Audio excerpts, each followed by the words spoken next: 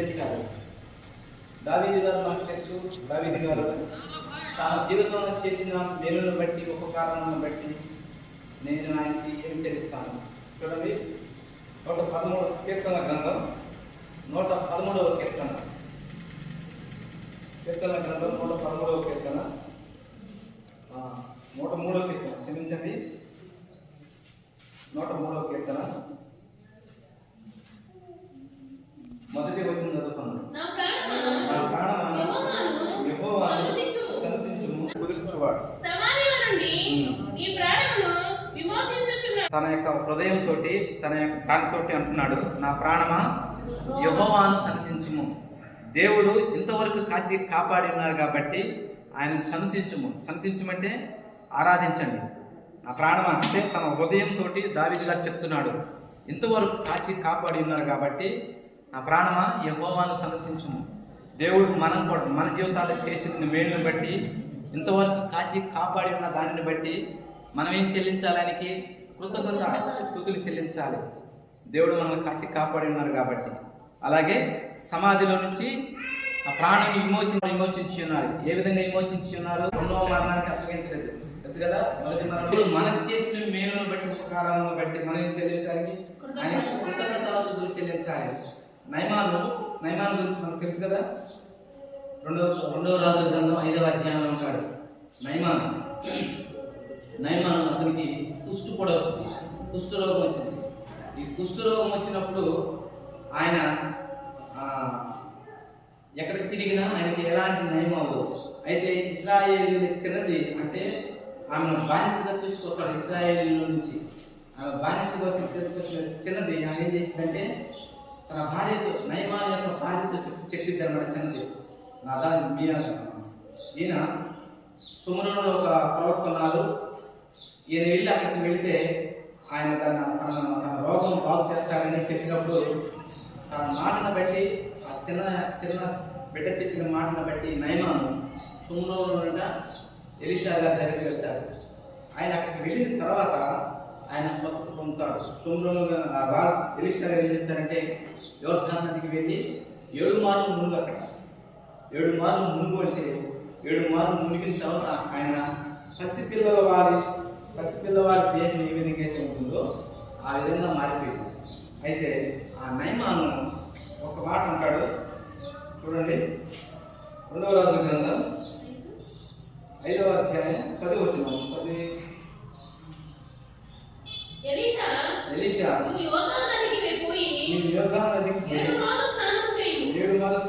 నీ ఒళ్ళు మరలా పాడై నీవు శుద్ధుడనగుదువని అతనితో చెప్పుటకు ఒక దూతను పంపెను. అందుకు నయమాను కోపం తెచ్చుకొని తిరిగిపోయి ఇట్లనెను, అతడు నా యొద్దకు వచ్చి నిలిచి తన దేవుడైన యెహోవా నామమును బట్టి తన చెయ్యి రోగమును ఉన్న స్థలము మీద ఆడించి కుష్టి రోగమును మాన్పునని నేను అనుకుంటుని అంటే ఆయన ఏమంటున్నా, నయమాను ఏమనుకున్నాడంటే ఎలీషా గారి వెళ్ళి తనపై చేయి ఉంచితే మానిపోయింది అనుకున్నాడు. అయితే దమస్కులో అనేక నదులు ఉన్నాయి కదా, అక్కడికి వెళ్తే నేను శుద్ధుడు అవుతాను కదా అని అనుకుంటాడు. అయితే ఆయన యోర్దాను ఇంకొక మాట ప్రకారం యోర్దాను నదికి వెళ్ళి 7 మార్లు మునుగటం వల్ల పసిపిల్లవారి దేహం అయితే ఏ విధంగా ఉంటుందో ఆయన ఆ విధంగా తన యొక్క రోగం మొత్తం పోయి, అయితే రోగం మొత్తం పోవటం వల్ల దేవుడికి అక్కడ కృతజ్ఞతలు చెల్లిస్తాడు. ఇశ్రాయేలు దేవుడే దేవుడు, ఆయన తప్ప వేరొక దేవుడు లేడు అని ఆయన కృతజ్ఞతగా ఆయన కలిగి ఉంటాడు. అయితే దేవుడు మన పట్ల చేసిన మేలును బట్టి మనం కూడా కృతజ్ఞత భావం కలిగి ఉండాలి. ఈ నూతన సంవత్సరంలో మనం అడుగు పెడుతున్నాం కాబట్టి అలాంటి స్థితిలో అలాంటి యొక్క కృతజ్ఞత కలిగి ఉండాలి. అయితే పాతవి ఇప్పుడు వరకు ఎన్నో చేసి ఉంటాం, ఎన్నో ఆలోచనలు కలిగి ఉంటాం. అవి ఎలాంటివైనా సరే అనేకమైన ఆలోచనలు కలిగి ఉంటాం. ఒకవేళ చేసి ఉండొచ్చు కూడా దేవునికి అయిష్టమైనవి. ఒకసారి మనకి లోతు భార్య గురించి మనందరూ తెలుసు. లోతు భార్య గురించి మనకు తెలుసు కదా. దేవుని సన్నిధిలో మనమందరం ఉన్నాం, ప్రభు రక్తంలో కడగబడి ఉన్నాం, నీతి మందులుగా తీర్చబడి ఉన్నాం. అయితే లోతు కుటుంబం నీతిమంతులైన కుటుంబం కాబట్టి లోతును ఆ యొక్క సొదొమ గొమొర్రా పట్టణం నుంచి బయటకు వెళ్ళిపోండి, నేను ఈ పట్టణాన్ని పాడు చేస్తాను అంటాడు దేవుడు. అప్పుడు పాడు చేస్తానన్నప్పుడు లోతు మీరు ఎవరు వెనక్కి తిరిగి చూడవద్దు, ఇక్కడ జరిగేటటువంటి కార్యం మీరు వెనక్కి తిరిగి చూడవద్దు అంటాడు దేవుడు. అయితే లోతు భార్య మళ్ళీ ఏం చేసిందంటే కొంచెం ముందు దూరం వెళ్ళి ఆ యొక్క సౌండ్స్ విని అగ్ని కందకాలు వచ్చి కురుస్తున్నప్పుడు ఆ సౌండ్లు విని ఆమె లోతు భార్య ఏం చేసిందంటే వెనక్కి తిరిగి చూసింది. వెనక్కి తిరిగి చూడటం వల్ల ఆమె ఉక్కుస్తంభం అయిపోయింది. ఎందుకు ఆమె వెనక్కి తిరిగి చూసింది? లోకం వైపు చూసింది. మరలా ఒకసారి వెనక్కి తిరిగి చూద్దాం. ఒకసారి వెనక్కి తిరిగి చూడటం వల్ల ఆమె ఉక్కుస్తంభం అయిపోయింది. ఈ సంవత్సరంలో మనం ఎలాంటి పనులు చేసినా, ఎలాంటి ఏమి చేసి దేవునికి ఆయాసకరమైన ప్రతి ఒక్క క్రియలో దేవునికి ఆయాసకరమైన ఎలాంటి క్రియలో అవి దేవునికి ఇష్టమైన అంటే ఓకే. దేవునికి ఆయాసకరమైన క్రియలు ఒకవేళ ఉంటే అందుకు మనం ఈరోజు మనం ఏం చేయాలంటే ఈరోజు ఈ యొక్క మాసంలోనే మనం అందరం అటన్నిటి శుద్ధి చేసుకోవాలి. అటు శుద్ధి చేసుకోవడం వల్ల లోతు భార్య అయినటువంటి స్థితి నుంచి మనం కూడా తప్పుకుంటాం. లోతు భార్య ఏ విధంగా ఉక్కుస్తంభం అయిపోయింది కదా, ఒకసారి పాపం వైపు మరలా చూసింది. లోకం పాపంతో సమానం కాబట్టి మరలా మన పాపం నుంచి విడిపించబడ్డాం యేసు ప్రభు వారి ద్వారా. మరలా ఆ పాపపు ఆలోచన వైపు మళ్ళా మనం వెళ్ళకూడదు. దానికి సాదృశ్యం అదే. మళ్ళా ఏం చేసింది? లోకం వైపు చూసింది. ఈ లోకం వైపు చూడటం ఆ ఉక్కుస్తంభం అయిపోయింది. అలాగే మనం అలాంటి స్థితి కలిగి ఉండదు. అలాంటి స్థితి కలిగి ఉండకుండా ముందుకు వెళ్ళాలి. ఈ నూతన సంవత్సరంలో ఏ విధంగా ఉండాలి? నూతన సృష్టి, నూతన ఆత్మ కలిగి ఉండాలి. చూడండి, రోమీయులకు రాసిన పత్రిక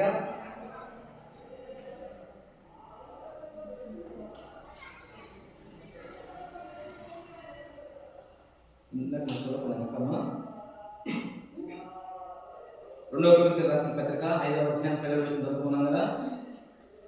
నూతన సృష్టి, నూతన ఆత్మను కలిగి ఉన్నాం. నూతన ఆత్మను కలిగి ఉండాలి. ఈ నూతన ఆత్మను కలిగి ఉండటం వల్ల మనం ఏం చేస్తామంటే దేవునికి ఇష్టమైనటువంటి వారంగా ఉంటాం. దేవునికి ఇష్టమైన దేవునికి అలాగే ఆయన హృదయానుసారులుగా ఉంటాం. దావీదు గారు దేవునికి హృదయానుసారులయ్యాడు. ఈ నూతన సంవత్సరం మన యొక్క తీర్మానం, నూతన సంవత్సరం అడుగుపెట్టబోతున్న మనం ఏం చేయాలి? దావీదు గారు అయితే ఏ విధంగా హృదయానుసారులుగా ఉన్నాడో, తాను చేసిన పాపం అంతటా ఒప్పుకున్నాడు. ఆయన మారుమనసు పొందాడు. ఏ విధంగా? బెత్షెబా విషయంలో చేసినట్టు పాపమును బట్టి. బెత్షెబా విషయం తెలుసు కదా. బెత్షెబా విషయంలో చేసిన పాపమును బట్టి బెత్షెబా విషయంలో చనిపివేసినాడు. అలాగే తన భర్తను కూడా చంపివేసినాడు యుద్ధంలో. ఆ విధంగా అలా చేయటం వల్ల నాతాను ప్రవక్త ఆయన దగ్గరికి వెళ్ళి నువ్వు ఘోరమైన తప్పు చేసావన్నప్పుడు దావీదు గారు ఏం చేస్తారంటే పశ్చాత్తాపడతాడు. అయ్యో, నేను చేసింది పాపం, నేను దేవునికి ఇప్పటి వరకు ఇష్టంగా ఉన్నాను, అలాంటి పాపాన్ని మూట పట్టుకుంటున్నాను అనేసి పశ్చాత్తాపడి నెత్తి మీద బొడిద పోసుకుని బట్ట చిప్పు వేసుకుని కొన్ని దినాలు ఆయన రూమ్లో ఉండి ఏడుస్తూ ఉండి ప్రార్థన చేసుకుంటాడు. అలాంటి హృదయం కలిగి ఈ లోకం ఇప్పటి వరకు మనం ఎలాంటి పనులు చేసినా, దేవునికి అయిష్టమైన పనులు ఏం చేసినా విడిచిపెట్టేసి మీకు ఒక విషయం తెలుసలేదు, తొందరగా రాబో కాలంలో క్రీస్తు రాకడ దగ్గర పడింది. మీకు తెలుసా ఆ సంగతి? క్రీస్తు రాకడ దగ్గర పడింది, రెండవ రాకడ దగ్గర పడింది, సంఘం ఎత్తబడే సమయం దగ్గర పడింది.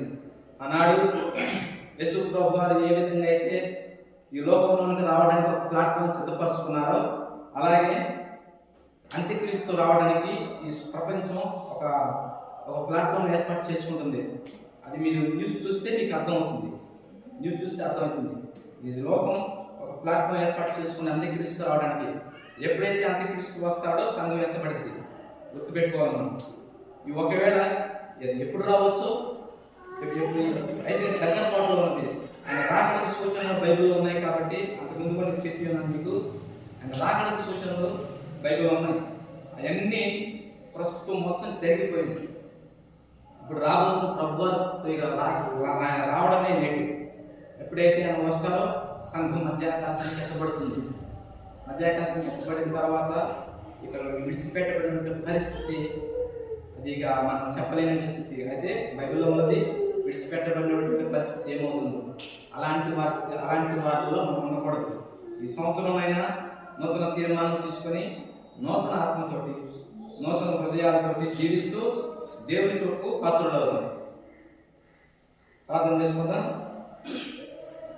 సర్వకృపానిధి తండ్రి, సర్వోన్నతమైన స్తోత్రములు. మధ్యాహ్న కాల సమయంలో మీ కృపలో జ్ఞాపకం చేసుకున్నారు.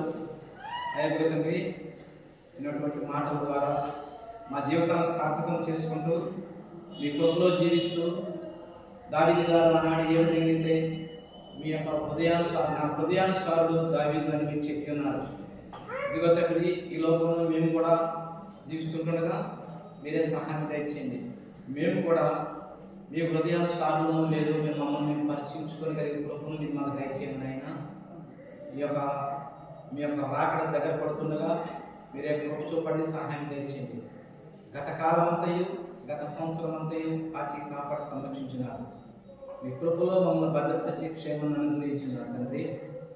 ఇక ముందు జరగబో సంవత్సరం కూడా మీ కృపలో జ్ఞాపకం చేసుకుని పోతారని నమ్ముతున్నాం. మీరు ఇచ్చిన గొప్ప ఆధిక్యతను బట్టి, మీరు ఇచ్చిన ఆయుష్ను బట్టి, మంచి ఆరోగ్యాన్ని బట్టి మీకే స్తోత్రాలు. మీ కృపలో జ్ఞాపకం చేసుకోమని యేసుక్రీస్తు ప్రభువు శ్రేష్ఠ నామమున అడిగి ప్రార్థన చేస్తున్నాం తండ్రి. ఆమేన్.